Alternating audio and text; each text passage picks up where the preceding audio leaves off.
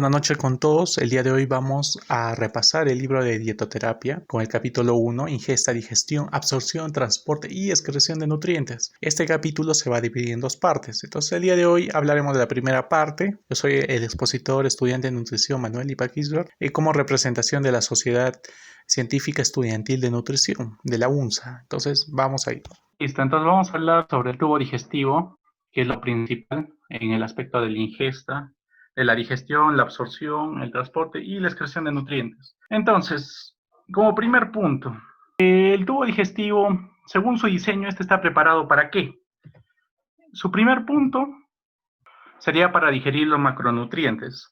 Entre ellos sabemos los macronutrientes, tenemos las proteínas, las grasas y los carbohidratos, ¿verdad? El segundo sería absorber tanto líquidos, micronutrientes, los oligoelementos también. El otro sería establecer una barrera física e inmunitaria. ¿Bajo qué o para qué? Hacia los patógenos. O bueno, esos patógenos también pueden tener toxinas, incluso también materias exógenas, también pueden ser puede generarse una barrera física. ¿Okay? Ahora, la cuarta sería la señalización bioquímica y reguladora al sistema nervioso.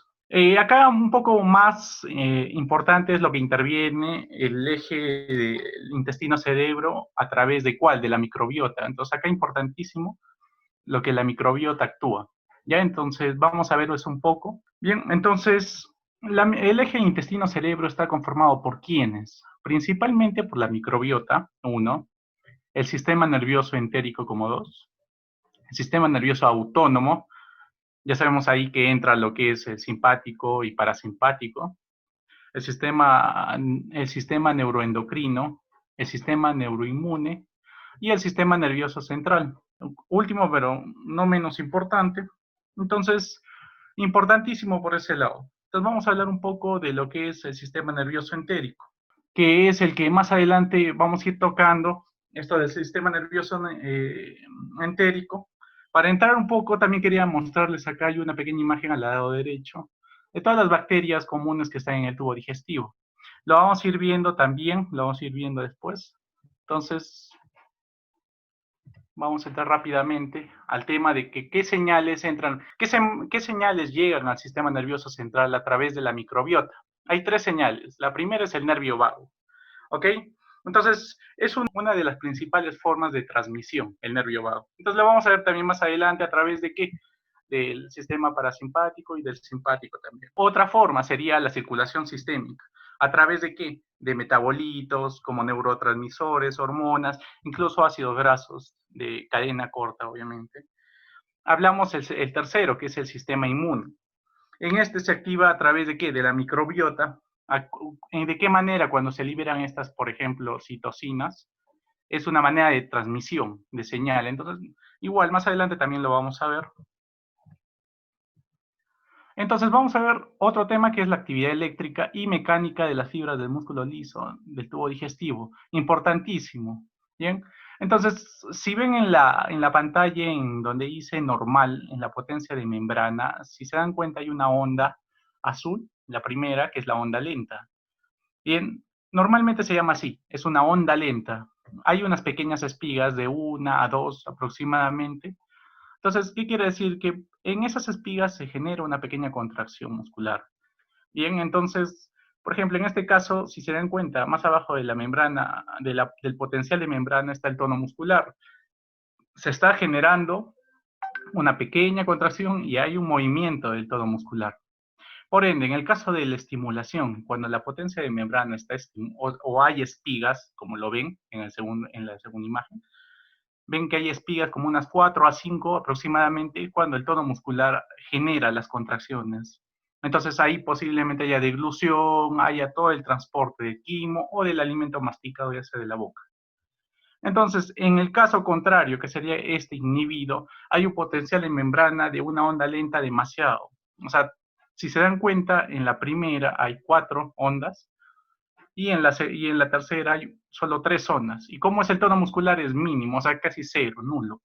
¿Qué quiere decir? Que si hay una inhibición de la potencia de membrana, o sea, del movimiento ondulatorio, el tono muscular va a ser cero, o sea, no va a haber ni siquiera movimiento. Bien. Entonces, vemos con el avance del bolo digestivo por el efecto del reflejo peristáltico.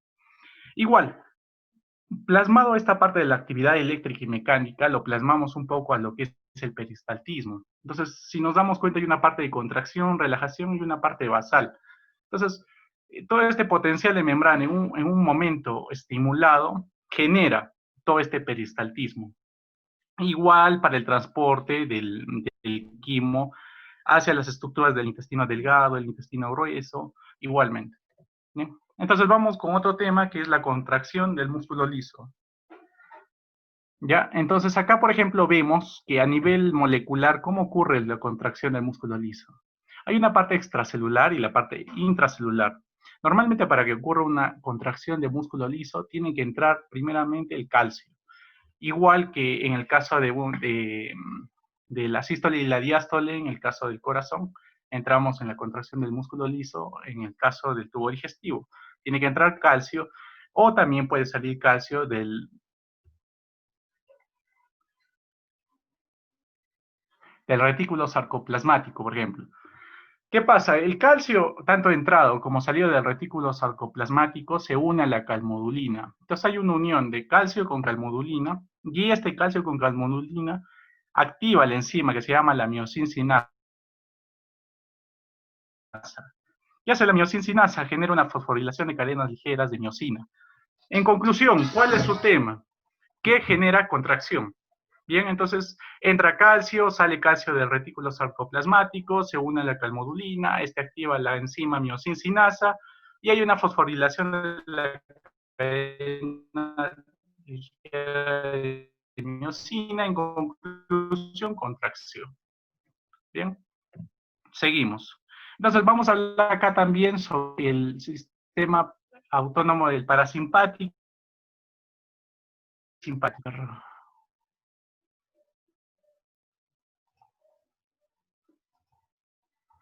Chicos, se escucha, ¿no? Todo se ve bien, porque parece que hay una mala conexión. ¿Sí? Ok. Sigo. Bien, entonces, cuando hablamos del aspecto parasimpático, por ejemplo, pasa lo siguiente. Hay una estimulación, hay una potencia a través del sistema nervioso entérico, pero ¿qué hace? La acetilcolina es la que actúa en este caso. ¿A nivel de qué? De los nervios sacros y de los nervios que inervan la parte tanto del esófago, del estómago, y que salen aproximadamente de la zona de la boca, para no ser tan concretos ahí o tan exactos. Bien, entonces el parasimpático lo que hace es potenciar o estimular a través de ¿cuál? De la acetilcolina. En el caso del simpático, lo que hace es la inhibición del sistema nervioso entérico. ¿A través de qué? De la noradrenalina, la norepinefrina, llamado así también. ¿Cuáles son sus ganglios prevertebrales? Tanto en el torácico y tanto en el lumbar, si se dan cuenta. Entonces vamos a unir a ambos. Nos damos cuenta que, como resumen, tenemos que el parasimpático excita a través de la acetilcolina y el simpático inhibe a través de la norepinefrina. ¿Ven? Entonces acá están englobados todos los ganglios prevertebrales que están inervando toda esa zona. Bien. Entonces, como conclusión, sabemos que el tubo digestivo humano está adaptado para la digestión y la absorción de nutrientes, aproximadamente dentro de un 90 o un 97% del alimento, bien, que proviene ya sea de las carnes, los productos lácteos, las frutas, verduras, granos, los almidones complejos, la grasa, los aceites, incluso los azúcares. Bien, algo importantísimo acá es que la mayor parte del material no absorbido es de origen vegetal. Nosotros ya lo conocemos, normalmente se llama fibra o lo llamamos así como fibra. ¿Debido a qué? Debido a que, bueno, los seres humanos, nosotros, no carecemos de algunas enzimas que puedan hidrolizar estos enlaces químicos entre molécula y molécula, ¿no? Que generan las fibras vegetales. Entonces, ¿qué pasa? Los resultados o el material que no es absorbido de origen vegetal pasa al colon y en este se fermenta gracias a las bacterias que tenemos en el colon. ¿Cuál es su porcentaje? De 5 al 10%. ¿Bien? Entonces seguimos por ese lado. Entonces, el tubo digestivo humano mide aproximadamente unos 9 metros de largo. Y si lo vemos acá en la imagen superior, en la parte derecha, tenemos que ver que también el tubo digestivo tiene unos revestimientos, que se les llama mucosas, que son como pequeñas, ¿cómo decirlo? Como unos pliegues en forma de dedos. ¿No? Es una forma que normalmente lo usan todos, ¿no? Decirlo en forma de dedos, y que esto se llama vellosidades, que eso, aparte de las vellosidades, hay unas células epiteliales mínimas, pequeñas, que se llaman microvellosidades. Entonces, número uno, tenemos vellosidades en forma de dedos, que son unos pliegues que revisten todo el tubo digestivo, y aparte en las vellosidades tenemos las microvellosidades, ¿ya? Que son como unas células epiteliales y que tienen una extensión así cilíndrica. Entonces, ¿cuánto tiempo de vida tienen estas células? Porque es importante también saber cuánto de tiempo tienen. Aproximadamente de unos 3 a 5 días. Y luego, ¿qué pasa? Estas se desprenden, pero al final no es que estas células que hayan cumplido su vida, su tiempo de vida, se vayan a través de la defecación, sino que estas son al final recicladas. Quiere decir que al final estas células se reciclan, no que se botan. Entonces, debido a las necesidades metabólicas del tubo digestivo, podemos decir que todo el tubo digestivo es sensible. ¿A qué? A las deficiencias de micronutrientes, a la malnutrición de proteínas, a la lesión debida a las toxinas, a fármacos, incluso a la radiación, incluso a las reacciones alérgicas a alimentos. Y por último, a la interrupción de su vascularización. Entonces, importantísimo ese lado. Entonces, imaginémonos cómo esto verdaderamente es sensible el tubo digestivo, a través de que vamos a ver, digamos, el aspecto de la combinación del tubo, de la nutrición parenteral y de la nutrición enteral. ¿Qué pasa? Después de unos días de inanición, digamos, de la alimentación a través de la nutrición parenteral, ¿qué pasa? Hay una atrofia. ¿Qué quiere decir que es una atrofia? Que se disminuye el área superficial y se reducen las secreciones. Obviamente, posteriormente hay las funciones sintéticas, sean de enzimas, hormonas, todo disminuye por ese lado. Obviamente también a través del que disminuye el área superficial, también disminuye el flujo sanguíneo y aparte también la capacidad absortiva. ¿Ve? ¿Qué pasa? Eso es por un lado en la nutrición parenteral. Pero cuando reiniciamos otra vez la alimentación, incluso con una ingesta calórica así mucho menor, se da lugar lo que es la proliferación celular, que quiere decir que aumenta el número de células, en este caso en el caso de los enterocitos, las microvellosidades normal, todo vuelve a ser una proliferación, una reaparición es la palabra. Entonces, podríamos decir como conclusión que es más importante un aporte constante de alimentos que el consumo de grandes cantidades de alimentos con desayunos prolongados. ¿Qué quiere decir? Si yo tengo un desayuno hoy día, un ayuno prolongado y después tengo un alimento grande, no es recomendable. Mucho más recomendable sería alimentos constantes en pequeñas cantidades. ¿Por qué? Porque así no se genera la atrofia. Bien, entonces por ese lado ya vimos. Conclusiones. Debido a que el tubo digestivo, por su diseño, ¿qué hace? Digerir, absorber y generar también una barrera inmunitaria y aparte también generar señalizaciones bioquímicas y reguladoras del sistema nervioso a través del eje intestino-cerebro. Bien, aparte, sabemos también que las señales de la microbiota tiene 3 señales que son a través del nervio vago, a través de la circulación y a través del sistema inmune. ¿No? Del 90 al 97% digerido, hay un 10 al 3% que no es digerido y que normalmente lo llamamos como fibra y esta genera una fermentación en el colon, ¿no? Entonces, como hemos dicho, el tubo digestivo parece más depender de un aporte constante de alimentos que del consumo de grandes cantidades de alimentos intercalados con ayunos prolongados. ¿Esto qué quiere decir? Que justifica la práctica clínica de alimentar a una persona de forma oral o enteral. Entonces vemos también el aspecto del parasimpático, que es el que excita a través de la acetilcolina, y el simpático que inhibe a través de la noradrenalina. Bien, entonces también los sistemas, el ser humano son mucho menos eficientes en el aspecto de la extracción de la energía de hierbas, tallos de las semillas y otros materiales fibrosos. Es lo que hemos dicho, debido a que esto no cuenta con enzimas que puedan hidrolizar las moléculas que componen la fibra. Bien, entonces vamos a entrar a la parte de la revisión. y una breve revisión en este caso. Entonces, primer punto. Todo estímulo entra a través de ¿qué? De la vista, el olfato, el gusto, incluso los pensamientos que anteriormente en la anterior posición hemos vuelto a ver. Bien. Ahora, después de eso, ¿qué pasa? Entra a la boca, se genera la masticación, se reduce el tamaño y obviamente se mezcla con las secreciones salivales. Y luego, ¿para qué? Para generar una deglución. Acá un punto importantísimo, que también se secreta la amilasa salival, pero la digestión en este caso es mínima. Ahora, viendo después de la boca, después de la deglución, pasa el esófago. ¿Qué hace el esófago? De forma general hablando, genera el transporte de alimentos y líquidos. ¿Bien? Cuando llega al estómago, el alimento se mezcla con el líquido ácido, entonces se genera lo que ya más adelante vamos a ver, cómo se genera la secreción del ácido clorhídrico y todo eso. La presencia del alimento estimula la liberación de hormonas, sí, ¿a través de qué? De la síntesis y la liberación de potentes enzimas, bueno, que van a generar en sí la síntesis y la liberación de potentes enzimas. Esto a nivel del estómago del antro y también en la primera parte del intestino también. Entonces, el páncreas, el intestino delgado y la vesícula biliar secretan aproximadamente 7 litros diarios de líquido a la luz del tubo digestivo.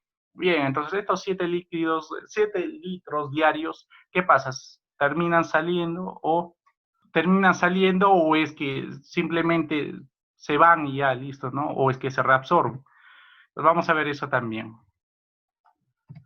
Entonces el colon y el recto absorben la mayor parte del líquido restante, es verdad. Entonces, ¿qué quiere decir? Que el páncreas, el intestino delgado y la vesícula biliar secretan 7 litros diarios de líquido. Sin embargo, en el colon y en el recto se absorbe la mayor parte del líquido restante. Entonces hay una reabsorción, no es que el líquido o los 7 litros diarios se vayan a salir, bueno, se vayan a excretar de nuestro cuerpo. Entonces, la porción distal del intestino delgado y del intestino grueso, ahí en esa zona llega la fibra dietética y los almidones resistentes son los que generan la fermentación. Entonces, vemos, punto claro, la porción distal del intestino delgado, quiere decir la porción más alejada hacia la entrada del intestino delgado, que es junto con el intestino grueso, que es la parte del colon, generan la fermentación. Bien. Entonces vamos a entrar también a la regularización de la actividad digestiva, bueno, los mecanismos neuronales y los hormonales, también importantísimo. Entonces el movimiento del tubo digestivo, incluyendo más que todo la contracción, el mezclado y la propulsión del contenido de la luz, tienen estos que tener una actividad tanto del músculo liso, del sistema nervioso entérico, de las hormonas enteroendocrinas, que más adelante también lo vamos a ver. Bueno, entonces vemos también que aparte los receptores de la mucosa son sensibles a la composición del quimo y de la distensión de la luz. ¿Bien? ¿A través de qué? Estos se generan a través de los nervios. ¿Para qué? Para que estos contraigan o relajen los músculos, aumentando o reduciendo las secreciones de los líquidos. Entonces, los receptores de la mucosa son sensibles, ya sea al quimo o a la distensión, ¿qué quiere decir? Al movimiento del tubo digestivo, la zona en la obviamente que pasa el quimo. ¿Para qué? Para que después a través de los nervios de la estimulación y respuestas eferentes se genere la contracción o la relajación de los músculos. Y obviamente también el aumento o la reducción de las secreciones de líquido. En este caso hablamos de las hormonas, hablamos de la bilis, hablamos del ácido clorhídrico, por ejemplo, también. Entonces, las neuronas simpáticas activadas, bueno, en este caso a través del miedo, la ira y el estrés, tienden a retrasar el tránsito del contenido digestivo. ¿No? Entonces, ya hablando un poco de lo que hemos hablado de los reguladores, vamos a entrar ahora a los neurotransmisores, que también está dentro de esta parte de los reguladores. Si se dan cuenta en la imagen de la izquierda, vemos la mucosa, vemos un corte histológico de la parte del enterocito, de la parte del tubo digestivo, donde vemos la mucosa, el músculo de la mucosa, la submucosa, la parte muscular. Entonces, si se dan cuenta, aparte hay un plexo que se llama el plexo de Auerbach y el plexo de Meissner. Entonces, el plexo de Auerbach está normalmente en la mucosa y el plexo de Meissner está en la submucosa, como lo vemos en la imagen de la derecha inferior. El plexo de Meissner está en la mucosa y el de Auerbach está en la submucosa. Bien, entonces, importantísimo eso, ¿por qué? Porque también, si lo vemos en esta imagen, hay todos los nervios, tanto simpáticos o las partes postganglionar y preganglionar, inervan tanto el plexo de Auerbach como el plexo de Meissner, que también lo vamos a ver por qué. Hay una inervación. Esta, obviamente, después de eso se generan las respuestas. El epitelio también está inervado para generar todas las neuronas sensitivas que van tanto a los ganglios prevertebrales, a la médula espinal y al tronco encefálico. Para entrar más rápido a lo que son los neurotransmisores, para no hacerlo tan largo esta parte, vemos lo que son el GABA, la noradrenalina, la acetilcolina, la neurotensina, la serotonina, el óxido nítrico y la sustancia P. Más adelante se van a entregar las diapositivas, entonces si ustedes desean lo pueden ver esto con más claridad, que cada uno cómo actúa, en dónde actúa o quién lo libera y cuál es su respuesta a su función. Entonces, por ahí lo vamos a dejar esa parte. Entonces vamos a entrar también a lo que son las hormonas y cofactores. Entonces las hormonas digestivas intervienen tanto en el inicio como en la finalización de la alimentación, y en este caso la aparición de sensaciones del apetito y la saciedad también, en la regulación del ritmo de los movimientos del tubo digestivo, también en la parte del vaciado gástrico también es importantísimo, en la regulación también del flujo sanguíneo y de la permeabilidad también en el tubo digestivo, y algunas facilitaciones en el aspecto inmunitario también. Vamos a ver acá un poco de lo que son algunas hormonas. Entonces vemos lo que es la grelina y la motilina. Vamos a ver al menos unas 6 hormonas para ver dentro de ellas las más importantes que he considerado. La grelina y la motilina, el polipéptido insulinotrópico dependiente de glucosa, que lo vamos a llamar como GIP, la gastrina, la secretina, la colecistocinina y la somatostatina. Bien, entonces la grelina y la motilina lo que generan es una señal de apetito, ¿bien? En este caso. El GIP, para no llamarlo de todo su nombre, lo que genera es la reducción del vaciado gástrico y también estimula la saciedad. ¿Qué quiere decir? Que actúa todo lo contrario a la grelina y la motilina. El GIP genera la saciedad, mientras que la grelina y la motilina genera el apetito. Bien, ahora el GIP también tiene una actividad que se llama la actividad incretina. ¿Qué quiere decir esta actividad incretina? Para explicar un poco, vamos a hablar desde que durante el desayuno las concentraciones de GIP normalmente son bajas. ¿Bien? Entonces nosotros despertamos, en ese ayuno la concentración de GIP es muy baja.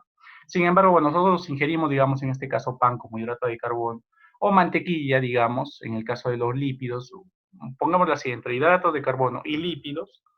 Lo que pasa es que genera una desencadenación de liberación tanto de GIP, en este caso, y lo que produce un aumento de la concentración de este nivel del plasma. ¿Bien? Entonces, lo que promueve el GIP en sí es la liberación de la insulina a través de las células betas del páncreas, eso sí ya lo sabemos, y que genera, al final, en sí, esto es la actividad de la incretina, al final se finaliza con la liberación de la insulina. La insulina obviamente actúa, ya saben cómo actúa, a través de receptores GLUT, que hace que ingrese la glucosa a los diferentes tejidos periféricos y todo eso. Eso ya es otro tema, pero si se dan cuenta, la actividad incretina termina en que el GIP libera o estimula la liberación de la insulina. ¿Bien? Entonces, la gastrina. Hablando ahora de la gastrina, ¿se une a dónde?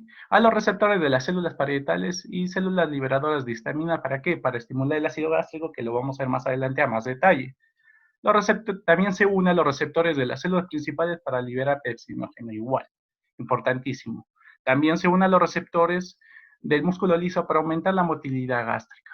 Estos 3 puntos también son importantes. Como digo, más adelante ustedes ya los pueden revisar las diapositivas con más calma.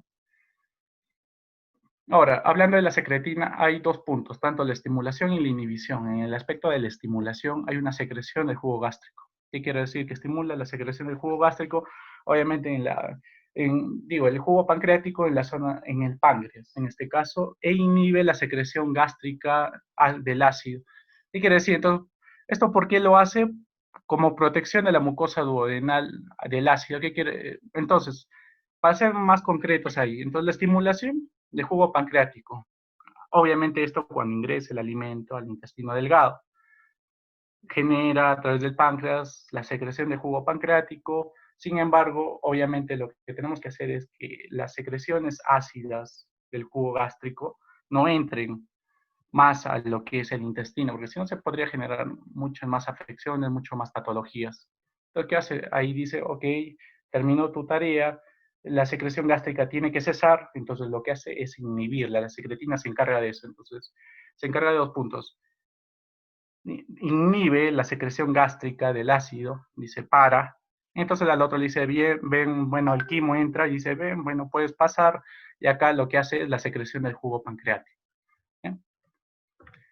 La colecistocinina tiene 5 puntos, la estimulación al páncreas a través de la secreción de enzimas, el bicarbonato y el agua, la estimulación de la contracción de la vesícula biliar, la estimulación de la motilidad colónica y rectal, retrasar también el vaciado gástrico y aumentar la saciedad. Bueno, entonces, todo eso hace la colecistocinina. Y bueno, la somatostatina, un importantísimo, porque acá hablamos de estimulación y de inhibición, pero lo que hace más la somatostatina es la inhibición en sí. ¿De qué? De la liberación de algunas hormonas como la gastrina, la secretina, la colecistocinina, la grelina, de la motilina, del GIP, de la... O sea, quiere decir que la somatostatina inhibe a la mayoría de las otras hormonas. Vamos a ver cómo actúa la somatostatina más adelante también. Entonces tenemos lo que es las enzimas digestivas, ya hemos entrado a lo que son hormonas, ahora vamos a entrar a lo que es enzimas digestivas. Entonces sabemos que hay cofactores como el ácido clorhídrico, la bilis y el bicarbonato sódico. ¿Bien? ¿Qué hacen estos cofactores? Ayudan o favorecen los procesos de digestión y absorción. Entonces, hay enzimas digestivas sintetizadas por células como de la boca, del estómago y del páncreas, que estas se liberan a la luz del tubo digestivo. A diferencia de estas enzimas sintetizadas de la boca, del estómago y del páncreas, hay las enzimas sintetizadas solo en el intestino delgado, pero estas se quedan dentro de la membrana del borde del cepillo. Entonces, diferencia. Las enzimas, tanto de la boca, del estómago y del páncreas, se liberan al tubo digestivo, o sea, se liberan. Las enzimas que se sintetizan en el intestino delgado se quedan dentro de la membrana del borde del cepillo. Entonces, una gran diferencia para el caso de las enzimas.